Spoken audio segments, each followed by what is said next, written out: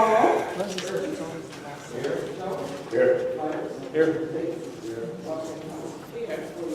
Here. Just to clarify, this is for the committee meeting agenda Tuesday, February 21st, 2007. Item number 2 on the agenda is the insurance renewal. Owens Group, if you guys can please step up. Make sure that the mic is on and that you speak directly into the mic, please. Press and hold the button until it turns green. Good evening, there it is.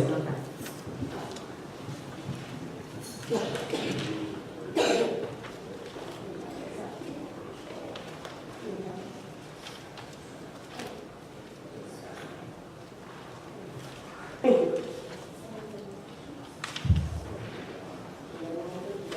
Thank you.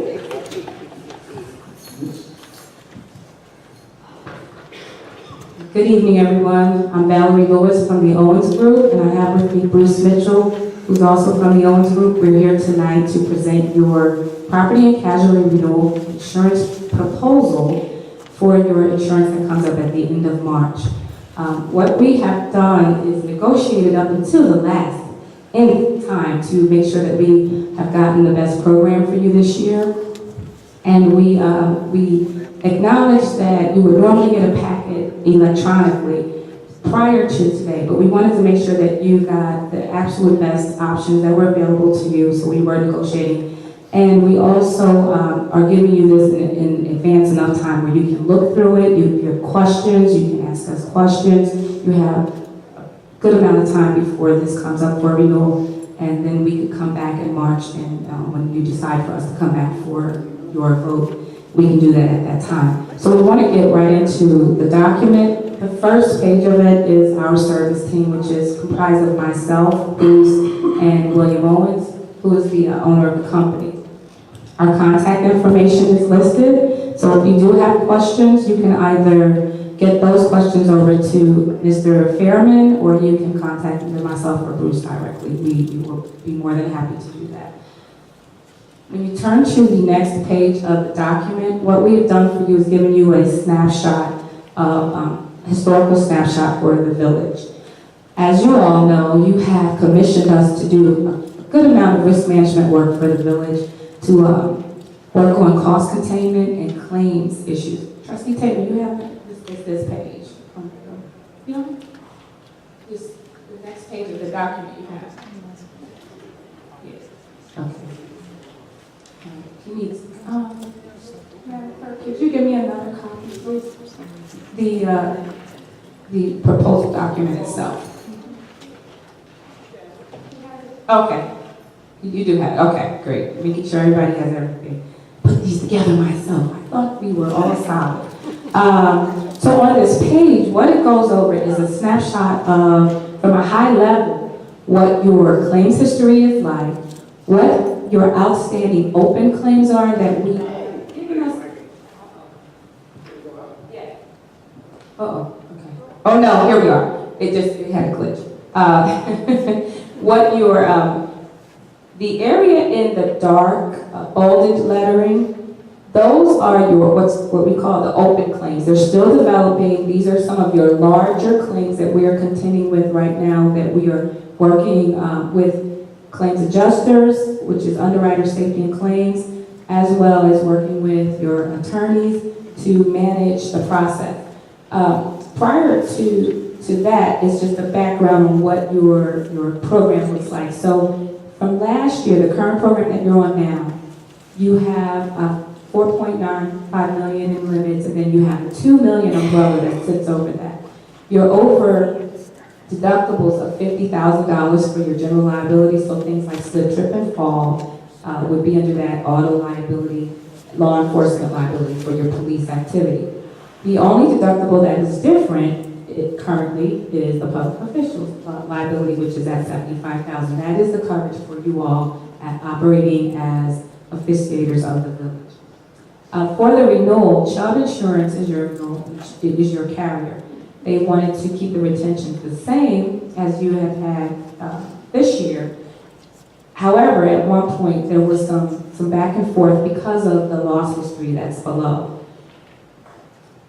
What we were able to negotiate today is to keep the retention levels the same as they are now. And when we get to that point a little bit, Bruce is going to talk to you more about that. I just want to give you a snapshot of where you are. So if you look at the first chart, the liability claims by year, you'll see that the village is trending downward significantly from 2007, where you had about a little over 15 claims, to 2008, which was your highest number, approaching 25 claims that year for these $60,000 mark. And then you are now trending down to the current year where we do not have any significant open claims. We have smaller, minor things that we are managing through the process.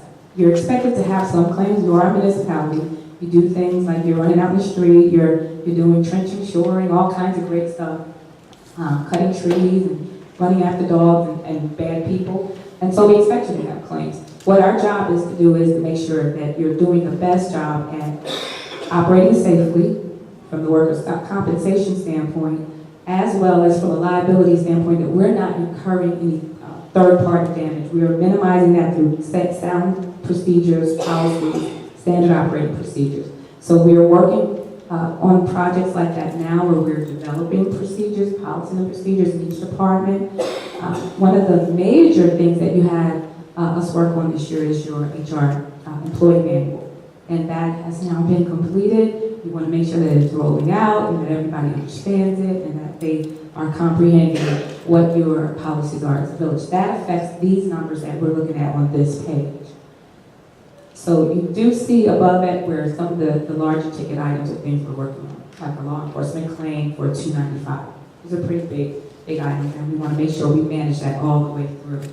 As far as the workers' compensation claims on the next page, we have been working with your insurance company, the Illinois Public Risk Fund, to do more aggressive claims management. Prior to our involvement with that, it was pretty much a hands-off process. Because your workers' compensation is at no deductible, it was pretty much all the carriers' money, and they made all the decisions.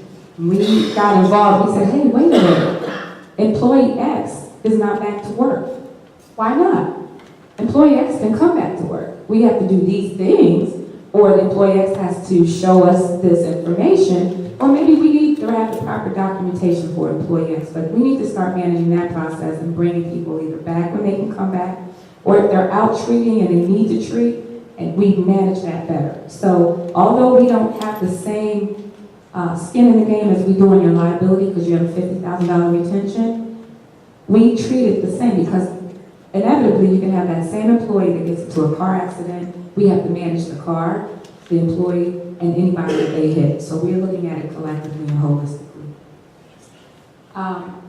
Same as the liability, on your workers' compensation, you'll see that you are trending downward significantly, and that is due in part to a lot of work being done behind the scenes with safety. We're turning over every stone that we can to see what can we be doing better. Are we managing our processes and our policies better? Do people understand where resources are to do better training? Do we have the right equipment? Is the equipment antiquated? Do we need it repaired? We look at the full gamut of everything on your behalf. So your workers' compensation numbers have improved over last year's, due in part to a lot of the work that the village is doing with us and what we're doing collectively as a group.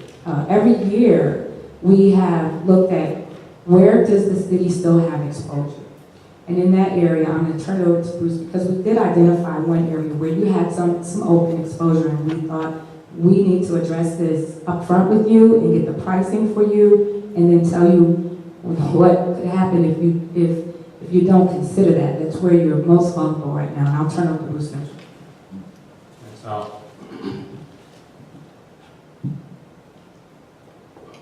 Valerie basically sets up the pins, and I actually knock them over and give them to the carriers. The goal of the owners group is to have a concise message for the carriers that the safety concerns of the village are translated into the submission that we submit to them. That your goal is to reduce claims as much as possible, and we're helping you achieve those goals. In this year, with the types of claims that municipalities are seeing, They tend to lean towards law enforcement liability, public officials. When you have claims activity in those two key areas, you see the rates increase dramatically. They don't really care about slip and falls as much as they do publicity that the municipality might generate from losses in those two key areas. Having said that, the municipality world, the carriers are looking at 7 to 10 years of losses. As Valerie had pointed out, the village is trending in the right direction as far as the losses are concerned. For the year 2016, there aren't any open claims that are as much of a concern as in the last 5 years. So in 2014 and 15, there were a considerable number of law enforcement liability and public officials claims, and that's what's driving the marketplace. We approached over 12 markets on the village's behalf in the packet. I listed a number of them, but that's not the entire marketing effort that we put forth for you. The incumbent carrier for the village is Chubb. We definitely approached them, and they were aggressive in offering renewal terms. We also approached Old Republic. They're also a heavy hitter in the municipality industry. AIG, most people have heard of AIG and their reputation for the insurance industry. Munich Re, they're a big player for package coverage for municipalities. Markel, they specialize in writing excess layers above the primary coverage. Allied World, they're also a big player in the public entity sphere. Trident, Houston Casualty, and AIX Hanover are some of the markets that we approached. Chubb offered renewal terms, very strong terms. Old Republic also came to the table with very strong terms. Munich Re, they quoted, but their rates were not where we would want them to be. Their numbers are represented here to show you what the marketplace is. Your program renewed last year at $197,927 with Chubb. Chubb, we were able to get them to offer terms at $191,180. So you're looking at a 3% reduction over last year, even though you have open claims that are still trending. That's to the hard work that Valerie has brought to the village and the narrative that we presented to the carriers. Old Republic came to the table with the same retentions as expiring, but their pricing was at $196, which is higher than Chubb. AIG quoted the crime coverage at a flat rate for the village. Munich Re came to the table and they were offering the same retentions, but with a premium of $500,000. That's a stark difference from $191,000.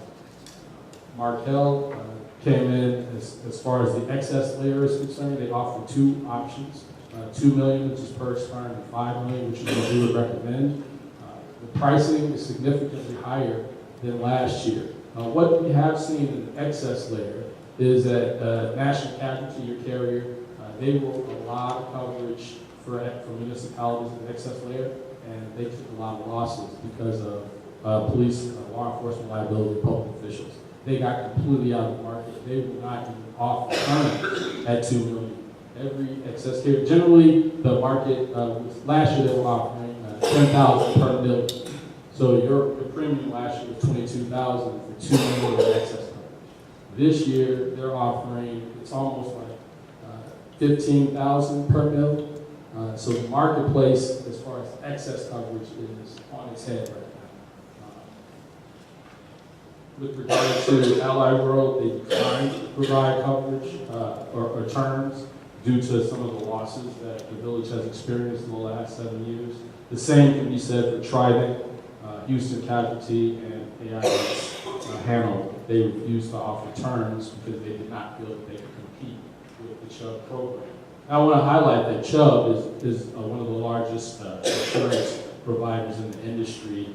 They have a form that is beyond reproach, and they're very aggressive in this marketplace. So the terms that were offered are the best terms that we can get for you. We also, on this sheet, highlight the program. The total renewal program cost is $363,483, which is a 3% increase over last year, but that includes risk management, TPA services,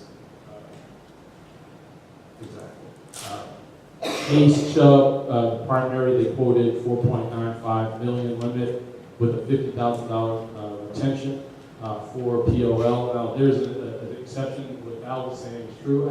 I was talking to the underwriters on my drive in, and they did offer to keep the retention per expiry. They wanted to increase the LEO and the retention up to 100,000. I got them to lower that to 75, and I browbeat them to get it down to 50,000. So it's per expiry. ACE pollution program, as I said, is flat at $1 million limit per the expiring coverages. The same can be said for AIG's crime. The Chubb property program came in flat, and as I explained earlier, the Markel excess program is slightly higher than last year's program. We also included, as an addition to the packet, the program cost guide is a little larger. The print in the packet is a little condensed, so this gives you a better ability to actually read the numbering. But as the numbers per expiry, the total property and casualty cost for the village was $261,738. The renewal program is $292,983. That's a 12% increase, but that is because of the excess layer and not the primary coverages. The risk management TPA services for last year was at $89,900. For this year, it is $70,500, which is a 22% decrease from last year, and that's why the overall program is slightly higher than last year, 3%, because the services, the cost of the services has gone down, the cost of the program is relatively flat. Main thing that we want to point out is that we were able to, as Bruce stated, to negotiate to have that the law enforcement deductible stay where it is. That's very important for you because it affects your budget. If you're not properly set up to handle a larger retention, it becomes a problem when you have a claim presented and then you have to find that extra money.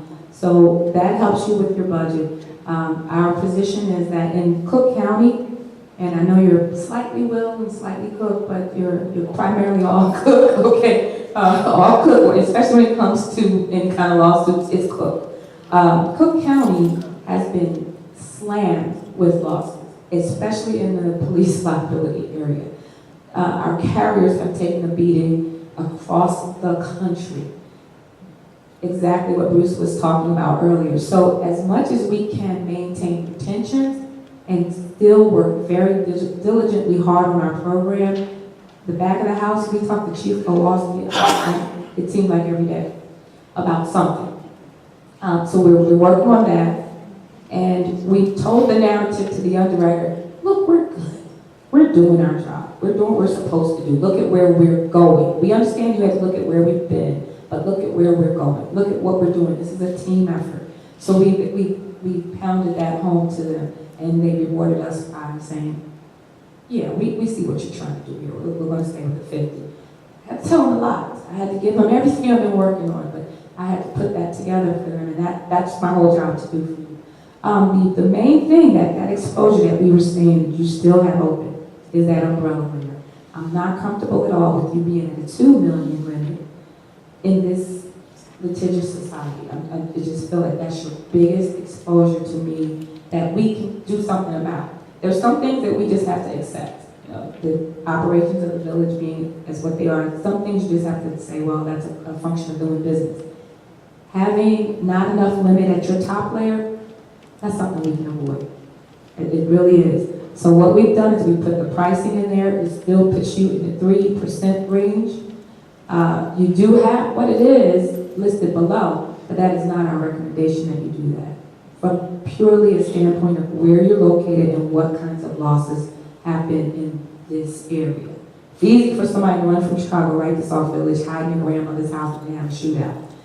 We could have the same issue, or someone tackle a kid in school and when our police officers get involved and then we're on the news. My job is to keep you out the news. That's my job. I don't no news, period. Good, bad, indifferent. I don't want you in the news, period. You stay out the news, keep your name out the news. That's my job. So but at the same time, we have to be prudent. Do we have enough on the top? No. We kind of stair stepped to get to where we were. If you remember, trust me, we didn't have anything. So we stair stepped it, but I'm not very comfortable with you not having enough coverage in those areas. Prayerfully, we never have to use it. Prayerfully. Idealistically, in this time and where things are going, I don't foresee people figuring out the gang issues like that, or the poverty issues like that, or the housing issues, or the hunger. Overnight, let's protect ourselves better than that. So we put together the program so that we can offset some things and still give you the coverage you need, still give you the services you need, and keep it affordable to you at the higher umbrella limit. And that pretty much is our proposal. The program structure, which is the chart with all the bars, is basically a down and dirty of what the policies would look like. The policies are delivered to Mohan and Mr. Fairman, and we go through those in detail. But this gives you a snapshot of what limits you have per tower. So it'll tell you your property limit for all of your business, the property, the buildings, and things is 14.8 million. Then you have a business income limit of 2.5 million, and an auto physical damage of 2.6, and then the deductible for what that is applying to for the auto physical damage. Then you have flood coverage, real important to us here. Okay, 5 million for that. Earthquake, 5 million as well. People don't think that we could have an earthquake, but with fracking, with drilling, with ground movement issues, we think that this is an exposure that we need to make sure we keep that limit where it is. Pollution, that's historical, we know we need that coverage.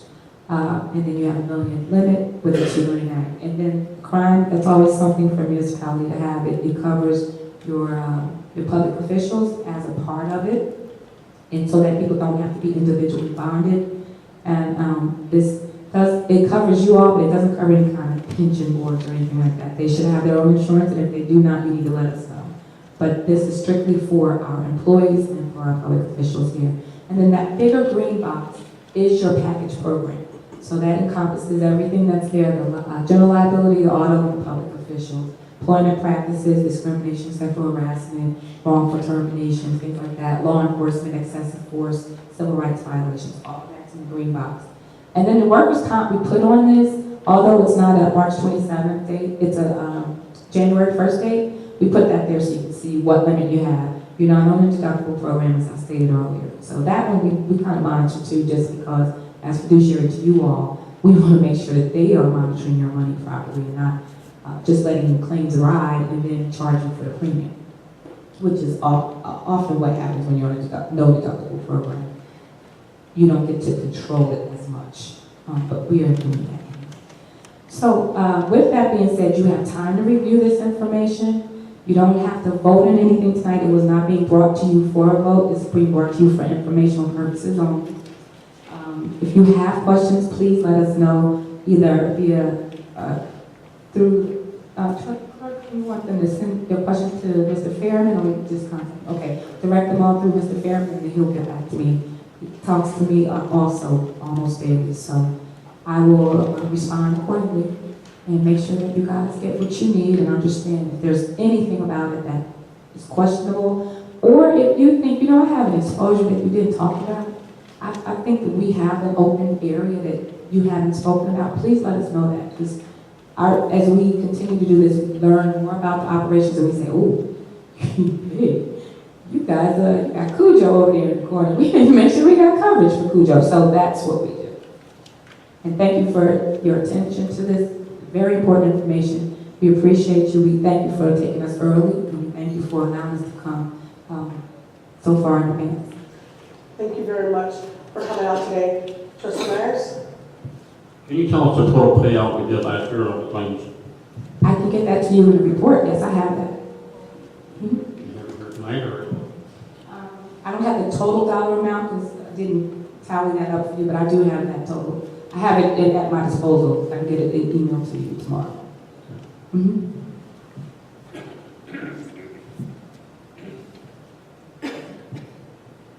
You had the number of, not the total dollar amount, but you had the number of claims that was processed? Yes, I have that as well.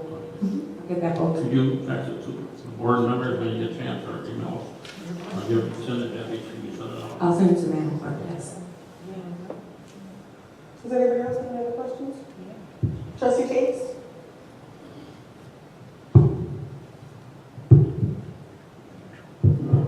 Mrs. Regulus, thank you for being here. A couple of things when you started. You mentioned small claims. What kind of dollar amount, when you talk about we still have small claims that are existing? Is there a dollar amount, or how do you determine what's a small claim? Okay, so what we did for this purposes, Bruce broke down what claims would be over a certain threshold. Like you look at, is it a half the deductible, 25,000 and over? How many of those do I have? That's what an underwriter would be looking at when she or he is doing your rating. So we focused on those as your large items, but you may have a claim that's a $1,500 claim. We have those as well. The second thing, you mentioned the employee manual, which I think has been in the works for us for a while. When are we going to see that? Okay, I believe that Otis and Sturr finished their last review, and Mr. Fairman, if I remember correctly, because this is an ongoing daily thing to make sure that it's released, it's either in the hands of the village right now for final release, or it is one more item being tweaked, but it's pretty much out of our hands. We have finished it, and the attorneys have, I believe, finished their review, and the village has to roll it out. We're helping with the rollout, so any day it could be. But your involvement is minimal. Our involvement, we did the heavy lifting. We put it together and wrote up Right. everything, yeah. We Okay. finished that part. One final thing, you talked about return work earlier. Is there something in the manual, or who determines when an employee is ready to go back to work, and who says, okay, come on back to work? How does that work? Illinois Public Risk Fund has their own internal adjusters, and they pretty much gauge where an employee is in their timeline of their recovery back to work. So if an employee has been released by their doctor and they have no restrictions, or they have minimal restrictions that still allow them to do a portion of their work, they then tell us this employee can come back to work. No restrictions, or this employee can come back to work, but they can only lift 5 pounds on the left side. So then we would have to accommodate that employee if that is the case. But it's pretty much that determination made by an adjuster, because they have to make sure that the employee fits the criteria from a workers' compensation standpoint, that they've been cleared to come back to work. But they are going to be ADA compliant. Two different things. ADA has nothing to do with the workers' comp. That's the Disability Act. So that does not even play into it. If an employee has a predisposition or disability, that pre-existing condition, they would be returned to their state that they were in before they had the injury. So we're not trying to get them completely whole. If the person had some type of injury or disability that this village was already accommodating, we get them back to that state, or to a state where they are workable, maybe with an adjustment. Thank you. You're welcome. Trustee Myers? Your company will make a decision if that an employee is at his best as he was when he got injured, and he can come back and work. Your company will evaluate that and decide if he can come back to work, right? No, the claims adjuster does that. What we do is we work with the claims adjuster. If we have questions, or we believe that maybe the employee may be malingering, we then contact the adjusters to say, hey, we have knowledge that this employee can return to work, or that this employee has been doing X, Y, Z outside of work, and we want to get that looked into further, and we think that the employee can return. But we don't make that proclamation at all. We have, the adjuster is the one. So it's a separate adjuster that does evaluation than you guys do. It's from the insurance company itself. Now, on the other side, the liability side, we have more, that doesn't involve employees, but that's where we have more say on how things go. but that's not employees at all. It's not employee trip. So if the village has a potential large liability, then your company will step in and recommend us to take care of that liability where it won't come a major lawsuit. Correct. Okay. Any other questions? All right. Thank you guys so much. Thank you very much. And I know that they said this a couple times, but if anybody has any questions, make sure you guys reach out to Mr. Fairman. And then this is gotta be done by the 23rd, correct? Yes. So hopefully on the first board meeting of March.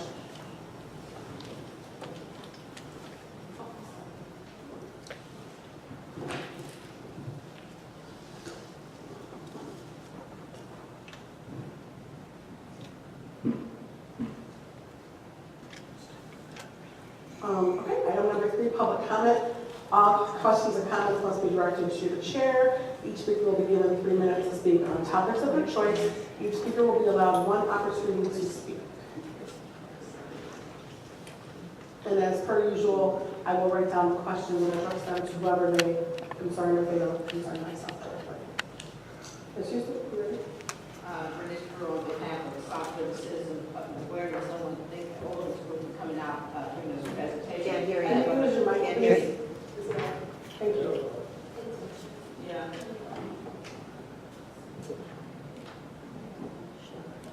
I have a couple of questions. Recently, we had controversy with the senior center. So does your insurance policy continue to cover any residents while they use the senior center as well as the community center? And we don't have to get an additional $500,000 policy as directed by certain people here in the village? Does that cover that? Address the chair, please. Does it cover that? Does the insurance cover that? Secondly, you said you didn't want to, I'm not understanding, raise the retention rate. However, in response to a FOIA request, we have 10 discrimination claims, 10 false arrest claims, 9 breach of duties, false arrest, civil rights violation, and discrimination. All that relates to the police department. I'd like to know how you guys are going to do this when every time you turn around, somebody from the police department is suing the village. I'm talking about employees for this money. So, and in addition to that, we just took out $165,000 from the water fund to do this. So I'd like to know how is that going to be addressed, and you only get $50,000. Why you aren't raising the retention fee? Secondly, is my last question and concern.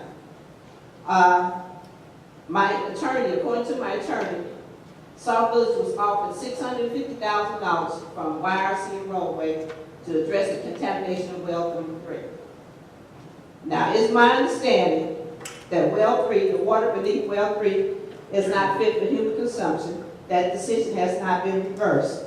The ongoing cost of operating air stripping will surpass the $650,000 and will be offset in less than 2 years.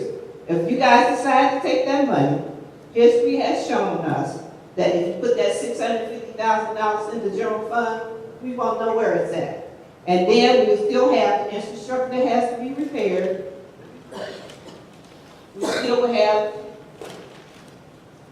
the water will still be contaminated.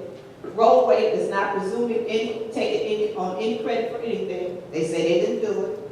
So, and not only that, Illinois EPA has given roadway and YRC millions of dollars to clear up the site.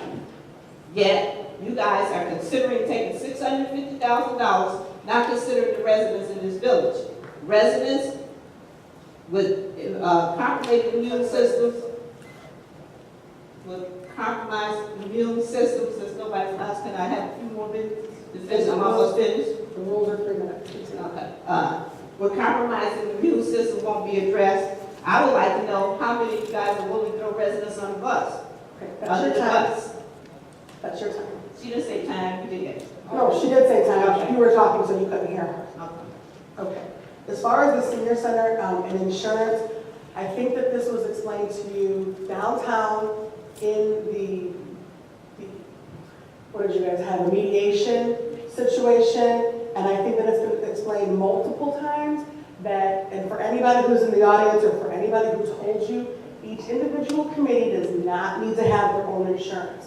So let me state that again. Each individual committee does not need to have their own insurance. The village has insurance, so that would answer that question. As far as why not raising retention fees, this board hasn't decided to address anything yet. We've just been given the information. So we're not going to say, yes, we're going to do it. No, we're not going to do it. I will let you address that when I answer her third question. As far as what your attorney told you, I don't know how your attorney has any information because it's attorney-client privilege, number one. Anything that we discussed about that is already pending litigation. It was discussed in executive session. So unless your attorney was back there, I'm not sure how that information got out. But there's nothing that anybody on this board can discuss with you about that because that lawsuit has been in litigation for as long as you know how long it's been in litigation. So anything that this village is talking about, no one up here is going to address. Okay. So that's not going to be anything that anybody up here can talk about. I understand, but we're not going to discuss any settlements. There's nothing. I just wanted to be out there so people know that you guys have been offered something. I'm hoping you guys don't take it, have enough sense to look out for the residents' best interest, not your own. My personal opinion. Okay, all right. And then if you'd like to address. I want to clear up what you are saying is a retention. It is not a fee. It is not a retainer. What a retention is another word for a deductible. So you would liken it to your own personal automobile insurance. Do you want a higher deductible or a lower deductible? Well, if you have a good driving record, you want as low a deductible as possible. You want to keep the limit the same if you are a safe driving Miss Daisy driver. If you have a driving record that's good and you want to take a higher risk, you can increase your deductible and have a lower premium. So those are the ways you work that. On this program, what the retention is called a self-insured retention, and it is a deductible for the village. We would not want to absorb more of the deductible at the village level. We'd rather use that money into operations. So you want to keep your retentions as low as possible in comparison to your operations and what you have to do for the village. Some villages, some cities have retentions as high as $1 million, but they have the budget to support that. Here, a $50,000 retention for the size of the town that you are and your exposures is pretty commensurate to where you should be. So us keeping that retention where it is helps to affect your budget by you not having to absorb more if you get a loss.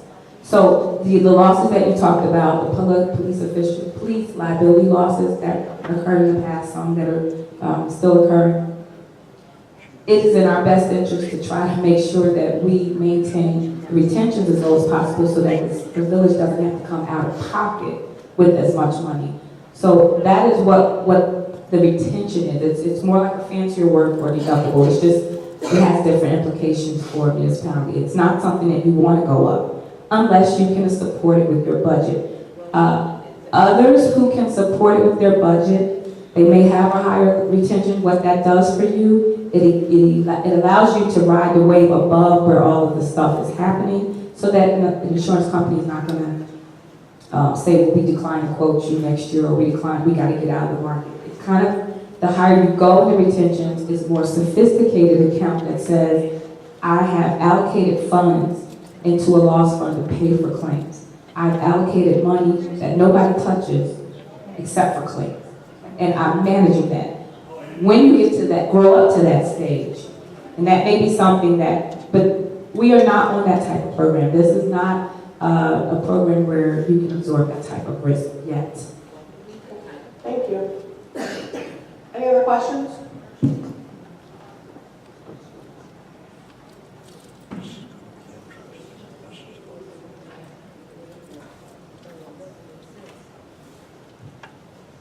Pat Couch. Madam President, I have something I would like to read, and then I can explain it after if you don't mind. All of you, 2 minutes. Speak up. Okay. Can't hear you. Can you hear me now? Yes. Okay. This is an article that was posted in Facebook regarding myself by a Mrs. Jones, who is not here tonight, I see.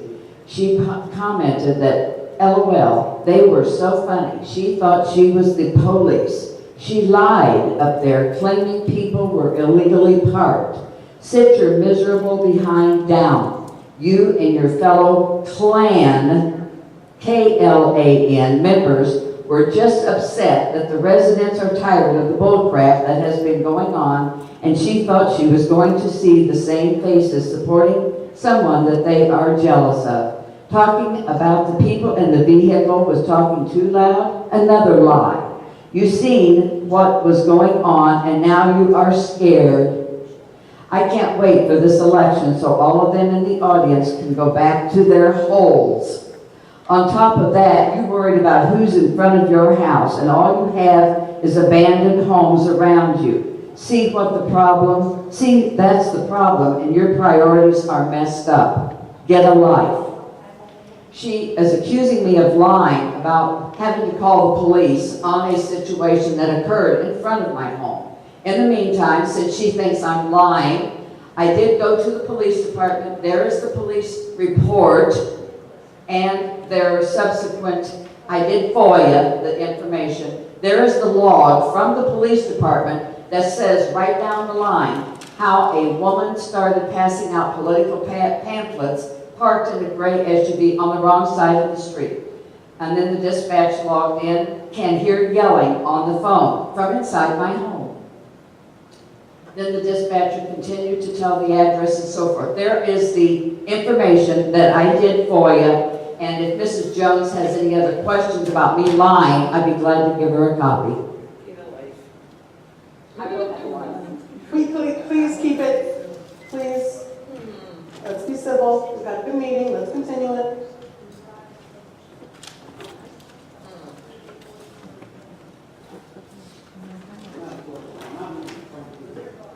Use the mic, please.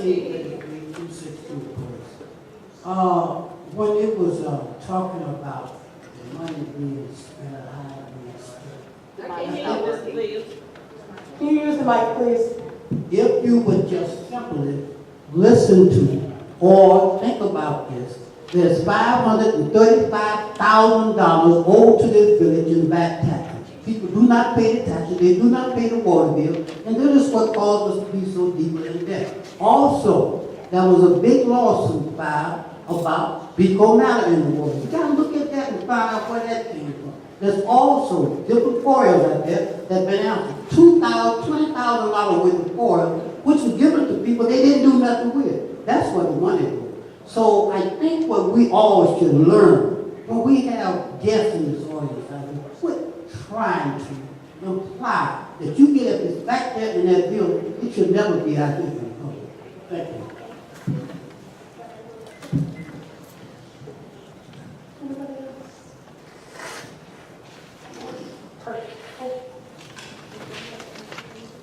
Miscellaneous comments from the Board of Trustees. Trustee Burke?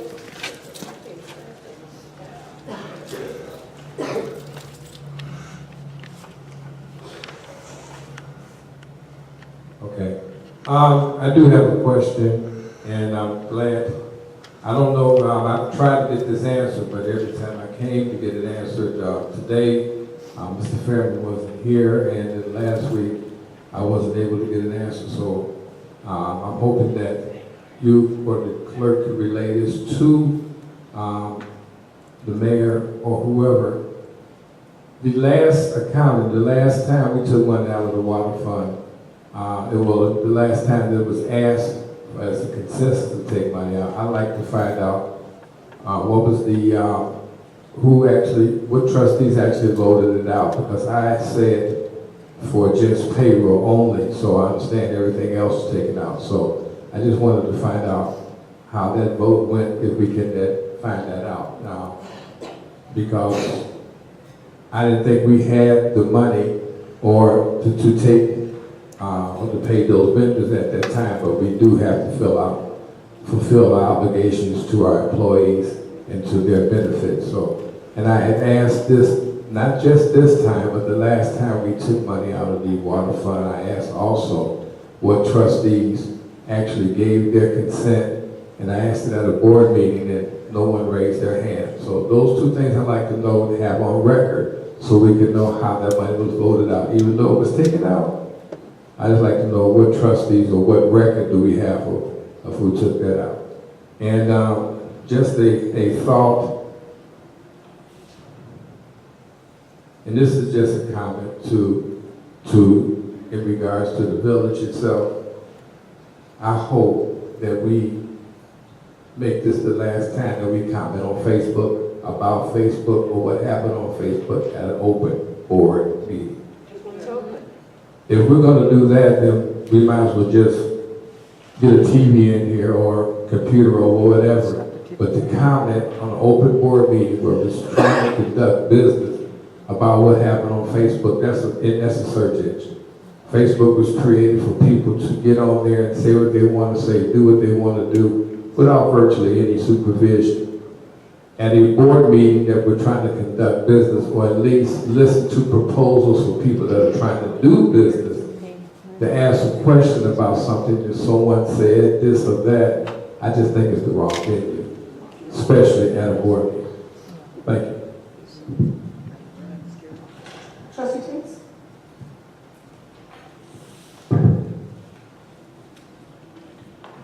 Thank you. At a board meeting, questions were raised about the FOIAs, and I've heard some comments tonight about FOIAs. And it was said at the meeting that the FOIAs are caused by 3 individuals and they cost the village money, which they're having difficulty paying the bills. Now, you have to understand one thing about FOIAs. Any citizen can submit a FOIA that was submitted. So you can't stop people from submitting FOIAs. But here's something else to think about. Each entity, each group has a FOIA officer who's supposed to receive the FOIAs and process it. In Sauk Village, we tend to send our FOIAs to the attorney. That's where the money is spent. It's not spent from the employee processing it. It's spent from the attorneys reviewing it. Not everything has to go through the attorneys. There are things that can be done internally to address a FOIA. Now, Trustee Williams-Bailey, a resident asked for a copy of the aging report. She said the FOIA, and we've heard the mayor say the FOIA. All the time. You cannot discourage people for FOIAing information if you tell them that's what they need to do. So we can't have it both ways. Either we say FOIA anything you want to and let every resident send a FOIA, and we pay the attorney $165 an hour for it, or we become more professional and have an individual to do that. Now, the way the structure is in the Sauk Village, as I understand it, it's not set up properly for FOIAs to be handled internally. And if anyone knows anything about FOIAs, they would understand that the way the village operates is not appropriate. And it costs money to send things to the attorney. So we need to get smart. Either we want to FOIA everything, and we just bite the bullet on it, or we stop complaining about people that use that system. You can't do both. You absolutely cannot do both. Now, yes, sir. I'm not saying that, but I want to listen to it. Why don't you do it so I can listen? I'm not saying a thing. That's just not me talking. That's not me. You said that's not him talking. Continue, Trustee Thomas. So when you start looking at how we're spending money that we should not be spending, and I know people disagree with that, but when we have agendas, and we have agendas every meeting, and these go to our attorneys also. So why do we send agendas to our attorney for his review or her review and approval? So look at how we're spending money. Now, somebody commented about money being taken from the water fund. And the water fund is a fat piggy bank for the village. I hope that no one has a water main break near their home, and the village needs to purchase equipment to repair it, and can't do it because there's not money there. I hope that doesn't happen. But when we take money from the water fund and we pay for non-water related items, that's what happens. So we know the water main breaks happen out here. Most people should know. There's water main breaks all over the building practically. And we should be prepared to help those residents repair those water breaks, protect their property, and safeguard the residents of the village. But when our water fund gets down to zero, or close to zero, and there's a water main break, and we cannot afford to buy the equipment to repair the water main break, then that becomes an issue, I think. So let's take a look at the whole picture. Let's take a look at the whole picture. Water fund has money in it, so you take it and you pay everything. But what about emergencies in the village? Does anybody care about emergencies in the village? I can guarantee you that the homes where these water main breaks have occurred, the residents wish there was some way to protect them, or the water mains could have been prepared sooner, or the water mains could have been avoided. We're not doing the smart thing when it comes to water main breaks.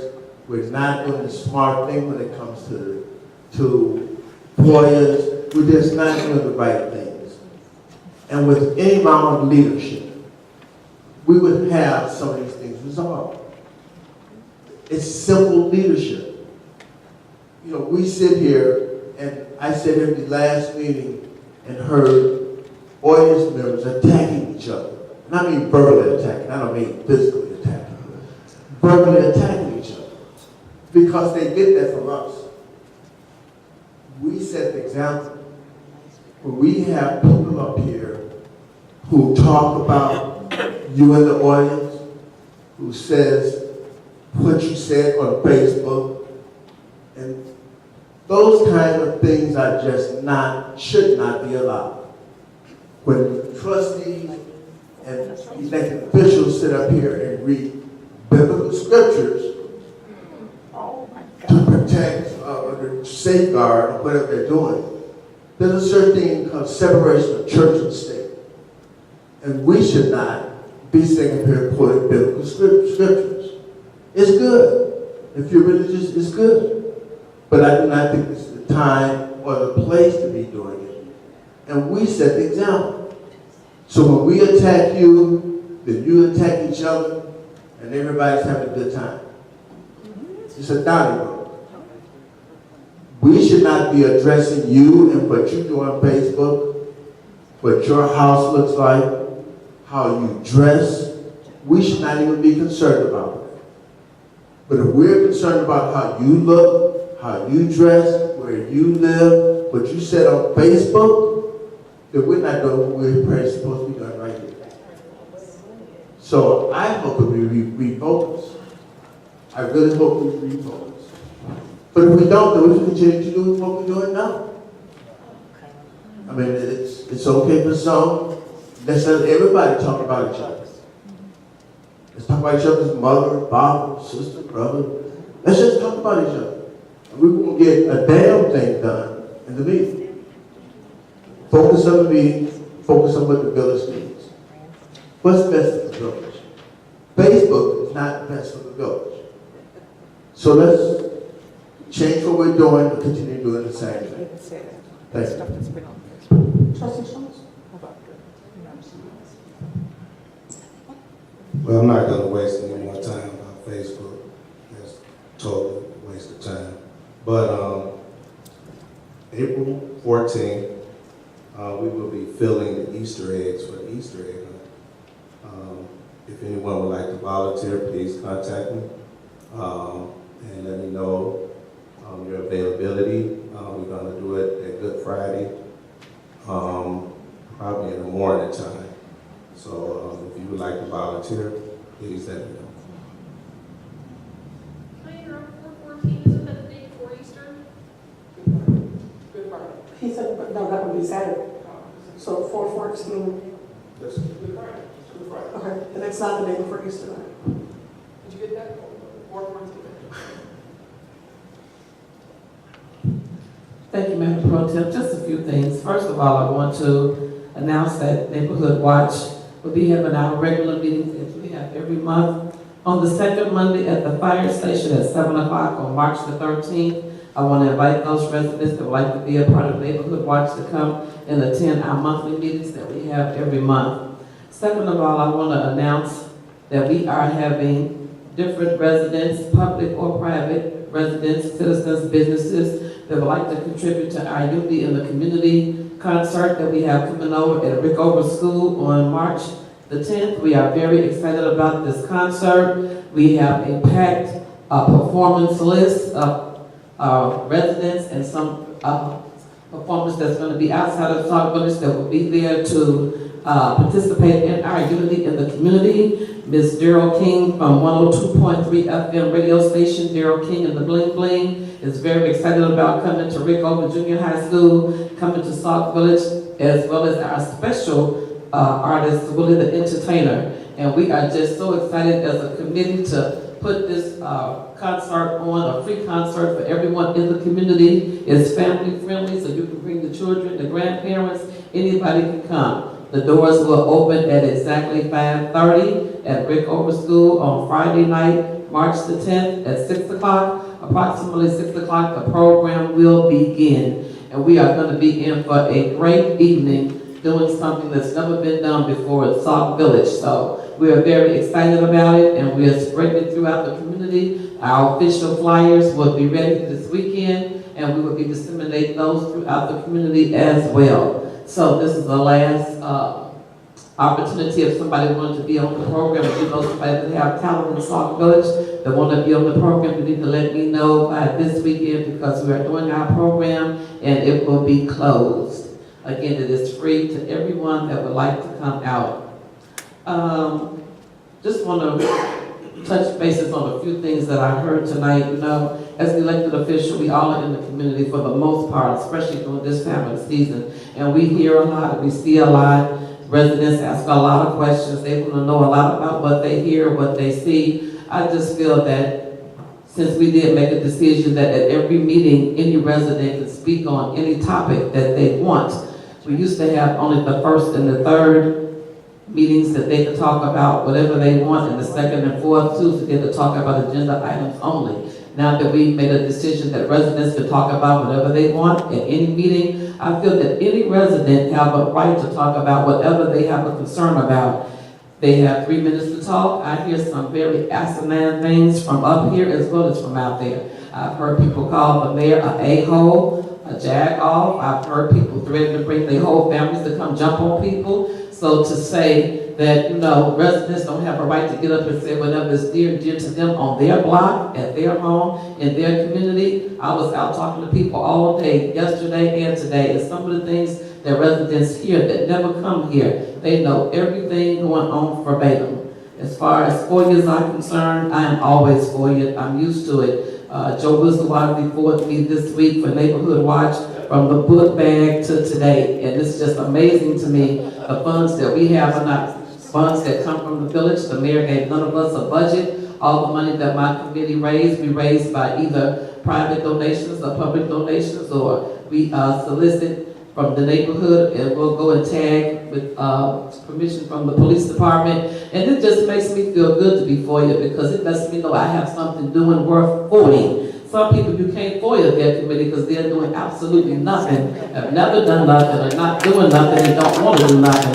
And I disseminate that information throughout the village. I am FOIA when I have programs for your children. I am FOIA and my committee is FOIA when we raise money for book bags for you. People don't like us doing things. They want things to just be drab and the same. People lie and they confuse residents by telling them different things. But when you educate the community and let them know what's going on, people really understand, boy, it makes a big difference once people are enlightened. So I'm not gonna stop having programs just so that I don't be for you. I don't care about that. For you, anything that I'm doing, as much as you want to, I'm gonna keep on having programs for the youth. I'm gonna keep on having unity programs for the community. We have had seminars for the businesses where we have refreshments and donuts, the neighborhood watch paid for. And anything that the committee vote on, or we talk about a neighborhood watch that we wanna come and we wanna do, and if the committee is willing to raise our own money to make those programs happen, I'm gonna sing loud and clear to make sure that every 3,000 households in this village know I am personally, and my committee is attacked by having programs to benefit this village. So keep on for you in anything I do, because I really don't care. And finally, I want to say that I want to thank all of those that have come on board and support Neighborhood Watch. You know, it's a lot going on right now. We're having a lot of fun putting this concert together. Oh my God, I went to one neighborhood and one of the residents came out and she was like, I want the people on my block to do something. And she called a group of kids over there. She was like, this is Trustee Washington. Neighborhood Watch is having a concert. Y'all want to be in it? And the girls got together. They just started putting together a little thing right there. I said, you guys want to do that at Rico? And it was like, we want to do it. So when you have young people, and we have 1,700 young people in Sauk Village that attend Wagner, Strasburg, Rickover, and Bloom Trail, and those that are under 21 years old. 1,700 young people live in this village. And you want to attack any committee that's trying to do something positive to keep those kids off the street, I welcome every 4 you bring. And that concludes my comment.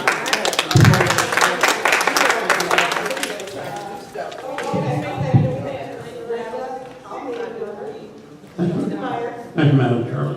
Just a couple items tonight.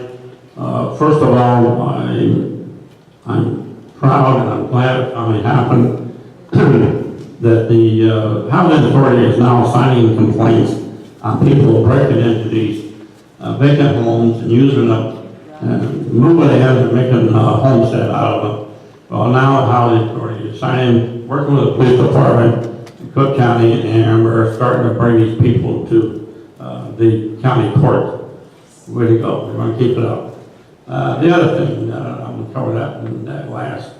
I'll also notify, unfortunately, that Cook County Housing Authority decided to not grant us the $250,000 in the money to help clean up some of these vacant homes and everything because of the negativity that is going around in the newspaper and everything else. So I'm asking the mayor if the village clerk could assist me in forwarding the minutes of the Cook County meeting they had that night discussing the money. I'm sorry. You can't pass those out in this room. Sorry. No problem. Go ahead. I couldn't hear him. Assist me in getting that for you right. We didn't hear him. Could you please repeat and use the microphone? Please repeat.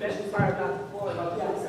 Ms. Houston would like to hear you say FOIA just one more time. There you go. So if you could please tell her what you meant FOIA means. It's the minutes of the Cook County meeting. They had discussed where the money goes to different organizations and towns and so forth. Saukville was up for, I believe it was $250,000, $300,000 to help to assist us in taking care of these vacant homes, like boarding them up, mowing the grass, and etc. That was denied from one of the commissioners or a couple of commissioners, and his statement was similar to he feels that the money should go to Sauk Village, all the activities going on about Sauk Village in the newspaper and so forth. That makes me pretty angry because I'm also a Cook County resident. So if they got a problem with Sauk Village, come on, let's talk about it. Sure, every town in the entire Cook County has some type of a problem, but you know, to defy us that way, it's not right. One of the things, I think the police chief is still here. Today, I didn't witness it, but I was in the building when one of our employees was attacked. A clerk at her desk taking receipts and stuff for the water or whatever she was taking. The employee literally attacked her, and I don't think she was injured enough to go to the hospital or anything, but I do know the police was involved. Chief, could you enlighten us a little bit more, please? On the attack at the village hall today on one of our courts. It was Cindy. She was taken away for a payment. The individual wasn't happy with how she was handling it and reached over and punched her in the face. So we eventually got her arrested. She is now a guest of That brings me up to the reason I brought this up. I'm urging the board to see if we can get our public works superintendent to get some of the half-inch Lexan, some type of protection up there up front to protect these girls. Because all you have to do now is reach over in your arm's length at any one of those people up there, one of the employees. We should not, and I think I had a young lady out here, we should not allow our employees or put them in situations like that. So we have to make some type of effort to protect these people at the front desk. And the best way to do it is put some type of barrier between our employees and the general public. I didn't say a solid wall, just some type of barrier.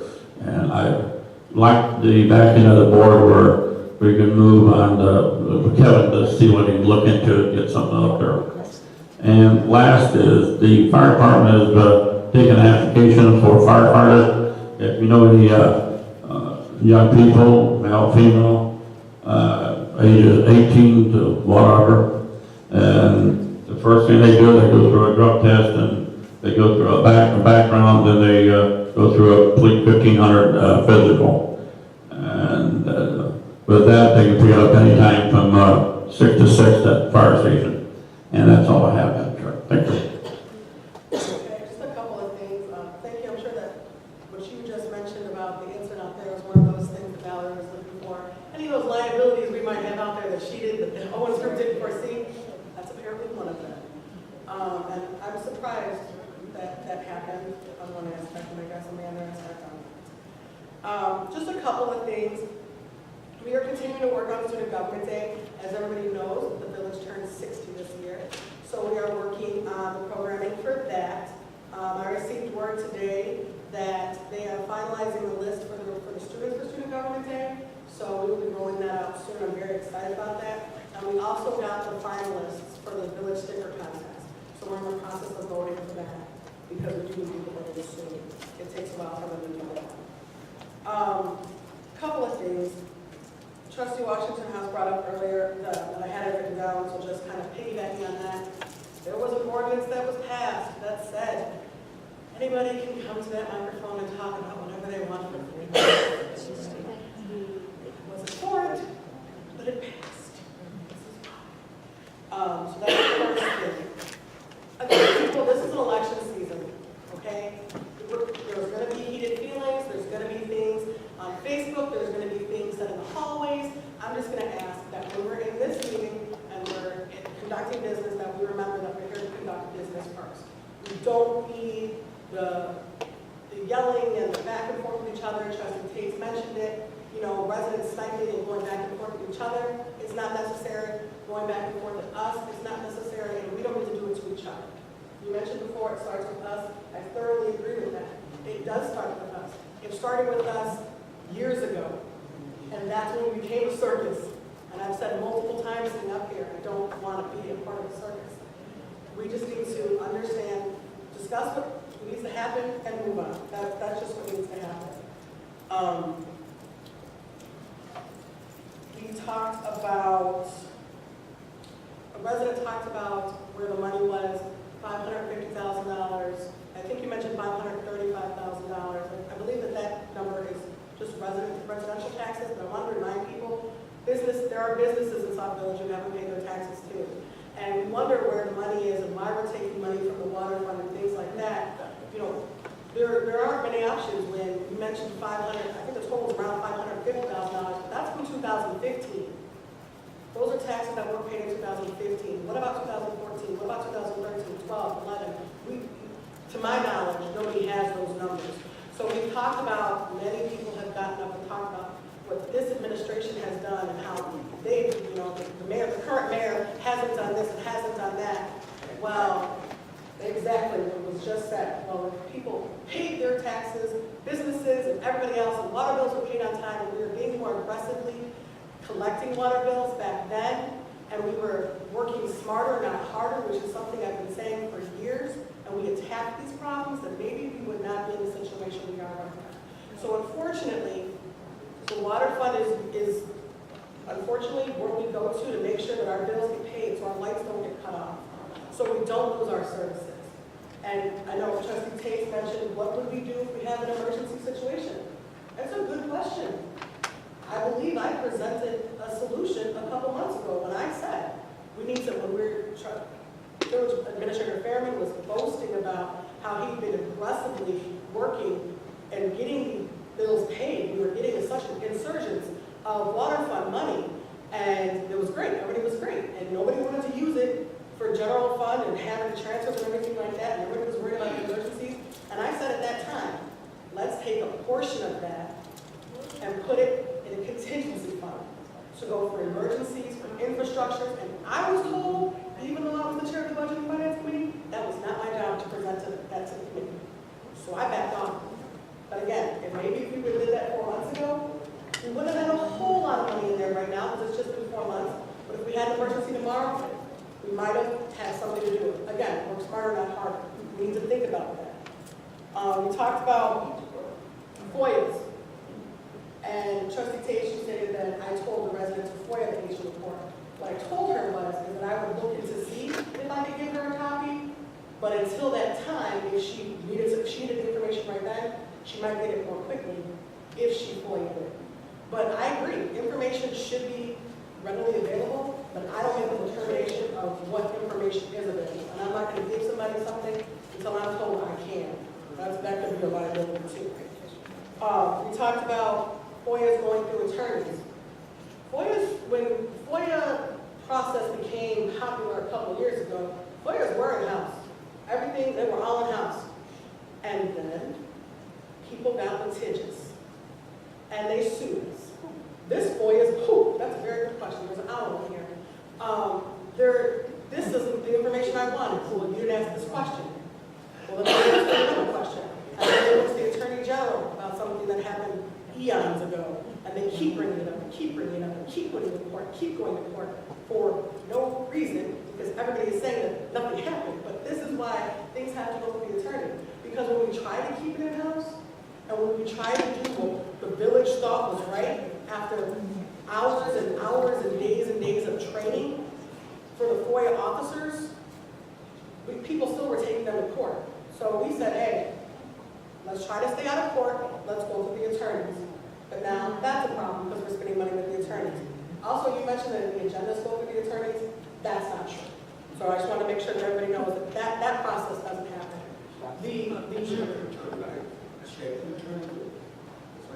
Okay. If every agenda went through the attorney bills, then I'm telling you, we're paying a lot more than we do. There may be a agenda or for some reason that needs to go through the attorney, but I'm telling you, the agenda process does not work that way. And I could have the mayor who creates the agenda and give it to the village clerk to type up. I could have either one of them address that with the board, but I'm telling you, the agendas do not go through the attorneys. And just the last thing, Trustee Myers mentioned about the fact that we did not get that funding due to items that were in the newspapers. And I know that we talked about Facebook tonight. A lot of people do get their news as Facebook. This generation, and I'm not guilty of it, but I'm talking about my people, my generation, look to Facebook before they look to anything else for news, and it's sad. Or they look to an app on their phone or something like that. So I just caution anybody who cares one iota about this village needs to understand that when you put something on Facebook, especially if it in any way references Sauk Village, specifically with a logo and a name, when you put something negatively about Sauk Village, you have to